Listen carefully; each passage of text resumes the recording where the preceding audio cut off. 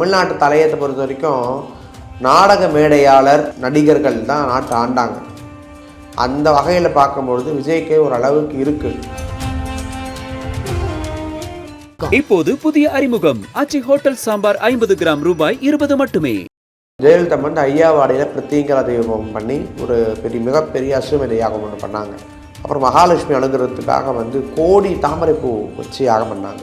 இதெல்லாம் ஜெயலலிதா பண்ணாங்க. பண்ணதுனால தான் அவங்க பதவி காலம் ரொம்ப வசதிப்பட்டது.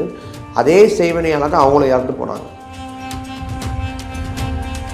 ராஜாஜிராஜனுடைய அனுகிரகத்தை பெற்றுக் கொடுக்கக்கூடிய ராஜவசியம். மாந்திரிகம் அப்படி ஒரு விஷயம் வந்து சாதனைக்கு உள்ள ஒரு மிகப்பெரிய விஷயம். 64 கலைகளில் ஒரு கலை மாந்திரிகம். மாந்திரிகம் வந்து ஒருத்தனை காப்பாற்றவும் செய்யும், ஒருத்தனை அழிக்கவும் செய்யும். அஸ்வமேத யாகம்னு சொல்லிட்டு ஒரு யாகம் இருக்குது. அந்த யாகத்தை மாந்திரிகம் மூலியமாக செய்யும் பொழுது அவங்க வந்து எலெக்ஷனில் ஜெயிச்சிருவாங்க. ராஜாதிராஜ வாழ்க்கையை கொடுக்கக்கூடியது குதிரை. எந்த வீட்டில் குதிரை இருக்குதோ அந்த வீடு வந்து ஒரு பண்ணையம் பண்ணுற வீடாக இருக்கும். அது இது அப்படி இப்படின்னு எப்படி பார்த்தாலும் இதுதான் ஹிட்டான ஆஃபர். பக்தி கதைகள், பக்தி பாடல்கள் மற்றும் ஆன்மீக சொற்பொழிவுகள் மூலம் உங்கள் ஆன்மாவை தூய்மைப்படுத்துங்கள். இன்றைய ஆலய ஆப்பை டவுன்லோட் செய்யவும். ஆன்மீக கிளிட்ஸ் நேயர்களுக்கு வணக்கம். நம்ம கூட இந்த நேர்காணல்ல அருள்வாக்கு ரேணுகா தேவி அம்மா இருக்காங்க. இவங்களை பத்தி சொல்லணும்னா இவங்களுக்கு இன்னொரு பேர் இருக்கு. இவங்க வந்து மாந்திரிகத்துக்கு ரொம்பவே பேர் போனவங்க. வணக்கம்மா. வணக்கம்மா. அதாவது பொதுவா வந்து இந்த எலெக்ஷன் அப்படின்னாலே எல்லாருக்கும் ஒரு விதமான ஒரு ஃபயர், என்ன நடக்க போகுது அப்படின்ட்டு. பொதுவாக இந்த எலெக்ஷனுக்கும் மாந்திரிகத்துக்கும் என்ன ஒரு கனெக்ஷன்? நீங்க இதுலயே வந்து ரொம்ப ஃபேமஸா இருக்கீங்க. அதாவது வந்து பார்த்தீங்கன்னு மாந்திரிகம் அப்படி ஒரு விஷயம் வந்து சாதனைக்கு உள்ள ஒரு மிகப்பெரிய விஷயம்.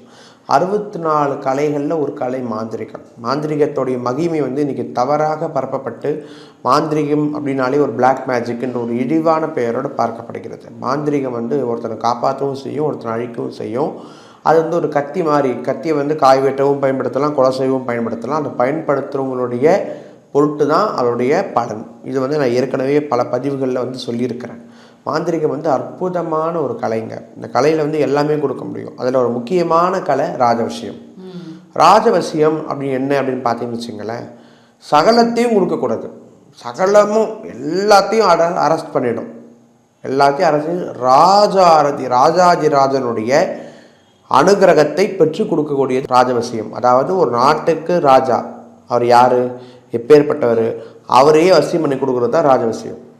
அப்போது எலெக்ஷன் டைமில் இந்த ராஜ விஷயத்தை எல்லாரும் தேடுவாங்க. நிறைய மாந்திரிகர்கிட்ட இன்றைக்கும் எனக்கு நிறைய கட்சிக்காரங்க வந்து இதுவாக இருக்கிறாங்க, பூஜை பண்ணி கொடுக்க சொல்லி கேட்குறாங்க.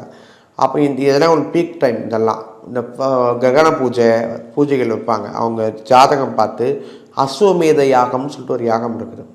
அந்த யாகத்தை மாந்திரிகம் மூலியமாக, சாஸ்திரம் மூலியமாக இல்லாமல் மாந்திரிகம் மூலியமாக அஸ்வமேத பூஜை, குதிரைக்கு பூஜை பண்ணதெல்லாம் பண்ணி நிறைய விஷயங்கள் பண்ணி பலியெல்லாம் கொடுத்து செய்யும் பொழுது அவங்க வந்து எலெக்ஷனில் ஜெயிச்சிருவாங்க. இந்த பூஜை பேரே வித்தியாசமாக இருக்கேம்மா, திருப்பி சொல்லுங்க. அஸ்வமேத யாகம். இது வந்து ராஜாக்கள் பண்ண பெரிய யாகம். இன்றைக்கி அதில் கால்வாசி கூட யாராலும் பண்ண முடியாது. அந்த அளவுக்கு மிகப்பெரிய யாகம் அது. அந்த குதிரையெல்லாம் பலியிட்டு நடக்கக்கூடிய மிகப்பெரிய யாகம் வந்து அஸ்வமேத யாகம் சொல்லிட்டு. அதெல்லாம் குதிரை ரொம்ப முக்கியமான விஷயம். இந்த ராஜா கேரக்டரில் குதிரை ரொம்ப முக்கியமாக இருக்கும். அதுதான் ராஜவசியத்துடைய அடையாளம் குதிரை. முஸ்லீமில் கூட பார்த்தீங்கன்னா பஞ்சான்னு சொல்லிட்டு ஒரு கை இருக்கும், குதிரை மேலே வந்து ஒரு கை வர மாதிரி. அது ஏன்னு பார்த்தீங்கன்னா ராஜாதிராஜ வாழ்க்கையை கொடுக்கக்கூடியது குதிரை. எந்த வீட்டில் குதிரை இருக்குதோ அந்த வீடு வந்து ஒரு பண்ணையம் பண்ணுற வீடாக இருக்கும், அதாவது நிர்வாகம் பண்ணுற வீடாக இருக்கும். குதிரை வந்து அந்த அளவுக்கு ஒரு ராசி உள்ளது. அதனால தான் வந்து குதிரை வந்து முக்கியமாக பார்க்கப்படுகிறது. அசுபதி அப்படின்னு சொல்லக்கூடிய அசுவமேத யாகம். இந்த யாகத்தை யார் ஒருத்தர் செய்கிறாங்களோ அவங்களுக்கு வந்து சகல ஐஸ்வர்யங்களும் கிடைக்கும், ராஜ யோகம் கிடைக்கும், அரசியல் அனுகூலம் கிடைக்கும். அரசியலில் வந்து ஒரு கவுன்சிலராகவோ எம்எல்ஏவோ எம்பியாவோ ஒரு பதவிகள், யார் எந்த அளவுக்கு பணம் செலவு பண்ணி பூஜை பண்ணுறாங்களோ அந்த அளவுக்கு பதவி கிடைக்கும். ஓஹோ, இது யாரெல்லாம் பண்ணுவாங்க எலெக்ஷன்? கண்டிப்பாக யாரெல்லாம் எலெக்ஷன் நிற்கிறாங்களோ எல்லாருமே, சின்ன கவுன்சிலர்லேருந்து ஊராட்சி மன்ற தலைவர்லேருந்து பெரிய எம்பி, சிஎம் கூட பண்ணியிருக்கிறாங்க. ஜெயலலிதா இப்போ பண்ணலையா? எல்லாருமே அவங்க என்ன பண்ணாங்கன்னு சொல்ல முடியும்? ஜெயலலிதா வந்து ஐயாவாடியில் பிரத்யேகரா தெய்வம் பண்ணி ஒரு மிகப்பெரிய அசுவமேத யாகம் ஒன்று பண்ணாங்க. அப்புறம் மகாலட்சுமி அணுகிறதுக்காக வந்து கோடி தாமரைப்பூ வச்சு யாகம் பண்ணாங்க. இதெல்லாம் ஜெயலலிதா பண்ணாங்க. பண்ணதுனால தான் அவங்க பதவி காலம் ரொம்ப வசதிக்கப்பட்டது. அதே செய்வனையால் தான் அவங்களும் இறந்து போனாங்க. அப்படியா? இப்போ இந்த கோடி தாமரை பூன்னு சொன்னீங்க இல்லையாமா, அது எதுக்காக பண்ணுவாங்க? லக்ஷ்மியோட அனுகிரகத்துக்காக. நம்ம கொஞ்சம் செல்வம் அதிகம் வேணும், அதனால் வந்து லக்ஷ்மி யாக அனுகிரகத்துக்காக அது செய்தாங்க. ஓகே. அவங்க எப்படி, யார் செய்வினை வச்சா அவங்களுக்கு? அதெல்லாம் இப்போ நம்ம வெளியே சொல்ல முடியாது. இருந்தவங்க செஞ்சாங்க, இறந்தது செய்வினையால் தான். அதை வந்து அது கன்ஃபார்ம். கூட இருந்தவங்க தான் அதெல்லாம் பண்ணது. அந்த மாதிரி விஷயங்கள்லாம் பண்ணவங்களுக்கும், அதாவது அந்த ஜெயலலிதா அம்மாவுக்கு வந்து ஜாதகம், இந்த மாதிரி மாந்திரிகம், அப்புறம் இந்த ஹோமம், இந்த பொதுவாகவே அந்த கடவுள் நம்பிக்கை ஜாஸ்தி. அதனால் அவங்க சும்மாவே ஜாதகம் பார்த்துட்டே இருப்பாங்க. இது வந்து பல பிரமுகர்களால் அங்கீகரிக்கப்பட்ட ஒரு விஷயம். இது வந்து இல்லைன்னே சொல்ல முடியாது. அதனால் ஜெயலலிதா அம்மா வந்து நிறைய மாந்திரிகவாதிகளுடைய கான்டாக்ட் வச்சுருந்தாங்க, பெரிய பெரிய மாந்திரிக. என்னுடைய குரு அவங்கெல்லாம் ஜாதகத்தை ஜெயலலிதா அம்மாவுக்கு வந்து பண்ணி கொடுத்துருக்காங்க. அந்த பூஜையில் நாங்களும் பங்கெடுத்திருக்கோம். அதனால் நிறைய விஷயங்கள் பண்ணோம். இப்போது அவங்க அந்த மாதிரிலாம் பண்ணாங்கல்லம்மா, அப்போ அவங்களுக்கு செய்வினை வச்சது வந்து ஏன் அவங்களால கண்டுபிடிக்க முடியல? அதாவது ஒரு குறிப்பிட்ட பீரியடில் வந்து எல்லாரும் விதி முடிய போதுன்னா காப்பாற்ற முடியாது. நீ எப்பேற்பட்ட ராஜாதி ராஜனாக இருந்தாலும் ஒரு நாள் ஜனனம் என்பது வந்து விட்டால் மரணம் என்பது சத்தியம். நீ பிறந்துட்ட அப்படின்னாலே செத்து தான் போகணும். சாகாமல் இருக்கணும்னா காயகல்பம் சாப்பிடணும். அந்த காயகல்பத்தை அதுக்கு சித்தர்கள் வழி சொல்லியிருக்காங்க, யாரும் ஃபாலோ பண்ணல. இந்த உடலை விடுத்து அடுத்த புனர்ஜென்மம் எடுக்க முடியும், இந்த உடலை விட்டு அடுத்த உடம்புக்குள்ளே போக முடியும், இதெல்லாம் மனுஷனால சாதிக்க முடியும். ஆனால் அதை செய்கிற அளவுக்கு இப்போ ஆள் இல்லை. ஓகே. இப்போது வேறு என்ன மாதிரியான விஷயங்கள், இப்போ இந்த குதிரையை வந்து இது பண்ணாங்கன்னு சொன்னீங்களே ஜெயலலிதா அம்மா, அது எதுக்கு பண்ணாங்க? அது பண்ணுறதுனால அவங்களுக்கு அந்த பவர் வந்து கூடும். அதான் அந்த ராஜவசியம் கிடைக்கும். அதாவது இன்றைக்கி 100 பேர் ஆட்சி பண்ணட்டும். இன்றைக்கி விஜய் வந்துட்டார், விஜயகாந்த் ஒரு காலத்தில் இருந்தார், கருணாநிதி இருந்தார், ஸ்டாலின் இருக்கார், உதயநிதி இருக்கார், அதுக்கப்புறம் பார்த்திங்கன்னா துர்கா ஸ்டாலின் அம்மா இருக்கிறாங்க. ஆஸ்திரேலியனா கூட அவங்களுக்கு ஒரு பவர் இருக்குது. ஆனால் ஜெயலலிதா அம்மா மாதிரி ஒருத்தவங்களால் ஆட்சி பண்ண முடிஞ்சதா? கிடையவே கிடையாது. ஜெயலலிதா அம்மா பார்த்த உடனே யாரும் தலை நிமிட முடியாது. எல்லாருக்கும் எதான் வச்சுக்கணும், தலையை காலில் தான் வந்து கும்பிடணும். அந்த அளவுக்கு வில் பவரோட ஒரு ஆட்சி பண்ண ஆள் யாருன்னு கேட்டிங்கன்னா ஜெயலலிதா அம்மா. ஒரு மூலையில் ஒரு சின்ன அதிகாரம் பெற்ற ஒரு அதிகாரி தவறு பண்ணால் கூட அந்த அம்மா காது உடனடியாக போயிடும். அவ்வளோ 16 லாங்குவேஜஸ் வந்து அந்த அம்மாவுக்கு தெளிவாக தெரியும். எல்லாமே பார்த்தவங்க அந்த அம்மா. பிறக்கும் போதே பணக்கார குடும்பத்தில் பிறந்து நாட்டை ஆளணுன்றதுக்காகவே சிலப்பட்ட பூஜைகள்லாம் மேற்கொண்டு சில விதிமுறைகளை கடைப்பிடித்து வாழ்ந்தவங்க அவங்க.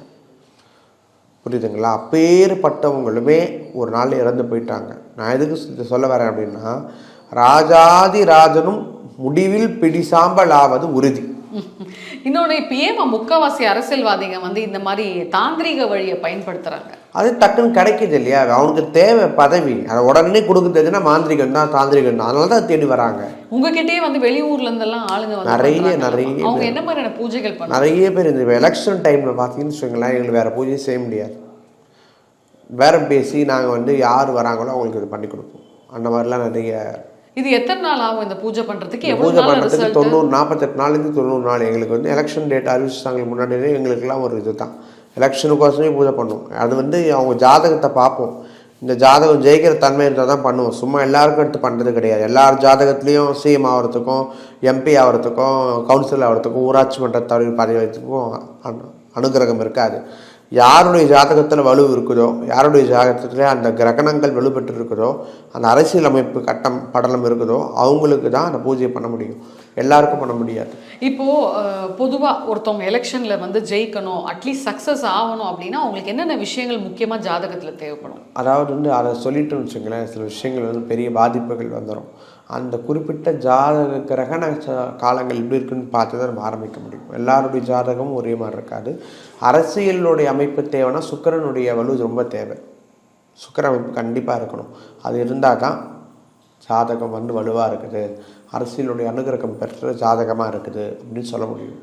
இப்போ ஜனவசியம் வந்து நீங்கள் ஏற்படுத்தி கொடுப்பீங்களா? ஆமாம், ஜனவசியம், ராஜவசியம், தனவசியம், இது 3 போட்டு தான் அந்த அரசியல் கட்சி உள்ள நபர்களுக்கு வந்து பூஜை பண்ணி கொடுப்பாங்க. அதுக்குன்னு பிரத்யேகமாக மை, யந்திரம், தகுடு இதெல்லாம் ரெடி பண்ணி ஹோமங்கள் வளர்த்து பூஜைகள் பண்ணி ரக்ஷைகள் கட்டி அதெல்லாம் செய்வாங்க. நிறைய விஷயங்கள் இருக்குது. அதெல்லாம் முடிஞ்சால் அடுத்த இன்டர்வியூலே நான் உங்களுக்கு விளக்கமாக சொல்கிறேன், எலெக்ஷன் நெருக்கத்தில் சொல்கிறேன். இன்னொன்றுமா இப்போ வந்து ஒரு ஒரு ஒரு உதாரணத்துக்கு ஒரு அரசியல்வாதி உங்களை வந்து சந்திக்கிறாருன்னு வைங்களேன். இந்த மாதிரி நீ ஜெயிக்கிறதுக்காக நான் எவ்வளோ வேணால் செலவு பண்ணுறேன்னு சொல்கிறார். ஆனால் அவரோட ஜாதகம் வந்து அதுக்கு சாதகமாக இல்லைன்னா என்ன பண்ணுவீங்க? அவாய்ட் பண்ணிவிடுவேன். கண்டிப்பாக நிற்காதப்பா, வேண்டாம், நின்னா நீ தோத்துருவேன்றதை அவனுக்கு சொல்லிவிடுவேன். ஏன் அங்கே வந்து இந்த மாந்திரிகமோ தாந்திரிகமோ கை கொடுக்க சொல்லப்படியாது. எங்களுக்கு வந்து எதை ஈஸியாக டக்குன்னு டேக் ஓவர் பண்ண முடியுமோ அதை தான் நாங்கள் பண்ண முடியும். இல்லாத விஷயத்துக்கோசம் பண்ணக்கூடாது.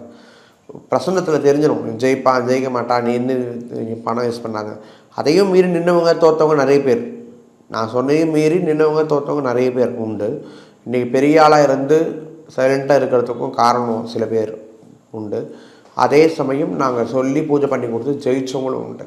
ஜாதகம் பார்த்து சொல்லுவோம், அப்போ தான் அது இருக்கா இல்லையான்னு சொல்ல முடியும். இப்போ விஜய்க்கு எப்படிமா இருக்கும்? விஜயை பொறுத்த வரைக்கும், என்னை பொறுத்த வரைக்கும் அவர் வந்து ஓட்டு பிரியும். அவரால் வந்து ஓட்டு பிரியும். தமிழ்நாட்டு தலையத்தை பொறுத்த வரைக்கும் நாடக மேடையாளர் நடிகை தான் நடிகர்கள் தான் நாட்டை ஆண்டாங்க. அந்த வகையில் பார்க்கும்பொழுது விஜய்க்கே ஒரு அளவுக்கு இருக்குது. ஆனால் 100% முதலமைச்சர் ஆகிறதுக்கான வழியெல்லாம் கிடையாது. ஏன்னா அந்த அளவுக்கு இன்னொரு எக்ஸ்பீரியன்ஸ் கிடையாது. நம்ம வந்து சும்மா பேச்சுக்கு என்ன சொல்லலாம், விஜய் நடந்துடும், இது நடந்துடும், அது நடந்துடும், அப்படி வந்துடுவார், இப்படி வந்துடுவார். அவருக்கு திறமை என்ன இருக்குன்னு யோசிக்கணும் இல்லையா? நாட்டை ஆளக்கூடிய திறமை இருக்கான்னு முதல்ல பார்க்கணும். யாராக இருந்தாலும் நிற்கிற எல்லாருக்கும் ஓட்டை கொண்டு போட்டோன்னா சிஎம் ஆகிற அளவுக்கு தகுதி அப்படின்ற ஒரு விஷயம் இருக்கா இல்லையான்னு பார்க்கணும். புரியுதுங்களா? எல்லாருக்குமே வந்து இப்போ ஸ்டாலின் நிற்காருன்னா அவங்க அப்பா கூட இருந்து சர்வீஸ் பண்ணி பழக்கமாகி நாட்டை பற்றி தெரிஞ்சிருக்கோம், எல்லாமே தெரிஞ்சிருக்கோம், அதனால் இன்றைக்கி நாட்டை ஆள்றாரு. இப்போ வந்து அந்த அமைப்பு அவருக்கு தெரியுமா? நாட்டை ஆளக்கூடிய அமைப்பு தெரியுமா? அரசியல் மேடை பேச்சு என்னன்னு தெரியுமா? அதெல்லாம் இருக்கணும் இல்லையா? அதெல்லாம் விஜயால் பெரிய அளவு இருக்கிற அளவுக்கு நஷ்டம் ஏற்படும். அதை நான் சொல்லுவேன். அது பெரிய பெரிய பிரச்சனை யார் இப்போதைக்கு எலெக்ஷனில் அப்படின்னு பார்த்தா விஜய் தான். இப்போ வேற யாருக்குமா சாதகமாக இருக்குது? இப்போதைக்கு பார்த்தீங்கன்னா பாஜகவுக்கு தான் சாதகமாக இருக்குது. கடைசி ஒரு கேள்விமா, இப்போ இது வந்து நீங்கள் ஒரு சேலஞ்சாகவே சொல்லலாம்.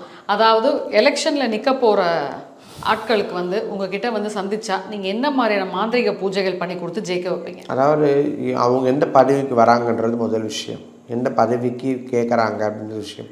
நார்மல் அரசியலில் வேலை, கவர்மெண்ட் வேலைக்காக வருவாங்க, கவர்மெண்ட் பதவிக்காக வருவாங்க. கவர்மெண்ட் வேலைன்றது வேறு, பதவின்றது வேறு. அப்போ அதுக்கு தகுந்த செலவு பண்ணுறக்கூடிய நபர் யார் ஒருத்தரோ அவங்க ஜாதகத்தில் இடம் இருந்தால் கண்டிப்பாக அவங்க கேட்குற பதவி எந்த பதவியோ நான் அசீவ் பண்ணி கொடுப்பேன். நிச்சயமாக நான் வந்து இந்த வாட்டி பேசணுன்னு இருக்கேன். என்ன பேசணுன்னு இருக்கேன்னா, இந்த எலெக்ஷனில் நான் யாருக்கு பூஜை பண்ணி கொடுக்குறேனோ, ஜெயிக்க வச்சு கொடுக்குறேனோ, அவன் ஜெயிச்சா என்னை பற்றி அவன் இன்ட்ரோ கொடுக்கணுன்ற மாதிரி நான் பேசி தான் அதை செய்யவே போகிறேன். சூப்பர்மா. ஸோ மக்களே, நிறைய விஷயங்கள் நமக்கு அருள்வாக்கு ரேணுகா தேவி அம்மா சொன்னாங்க. ஸோ இவங்களை நீங்கள் வெயிட் பண்ணணும் அப்படின்னு நினச்சிங்கன்னா, அடையாரில் வந்து ராயல் என்ஃபீல்டு, அதாவது ஸ்ரீ மிட்டாய் பக்கத்தில் இருக்கக்கூடிய ராயல் என்ஃபீல்டுக்கு ஆப்போசிட்டில் தான் நம்மளோட அம்மாவோட ட்ரஸ்ட் இருக்குது, கோவில் இருக்குது. ஸோ அங்கே போய் நீங்கள் அவங்கள தாராளமாக மீட் பண்ணிக்கலாம். ஸோ ரொம்ப நன்றிமா, உங்களோட பிஸியான ஷெடியூலில் எங்களோட ஆன்மீக கிளிட்ஸ் நேயர்களுக்காக வந்து நிறைய விஷயங்கள் பகிர்ந்துக்கிட்டீங்க. நன்றி. பக்தி கதைகள், பக்தி பாடல்கள் மற்றும் ஆன்மீக சொற்பொழிவுகள் மூலம் உங்கள் ஆன்மாவை தூய்மைப்படுத்துங்கள். இன்றைய ஆலய ஆப்பை டவுன்லோட் செய்யவும். இப்போது புதிய அறிமுகம் ஆச்சி ஹோட்டல் சாம்பார் 50 கிராம் ரூபாய் 20 மட்டுமே. அது இது அப்படி இப்படின்னு எப்படி பார்த்தாலும் இதுதான் ஹிட்டான ஆஃபர்.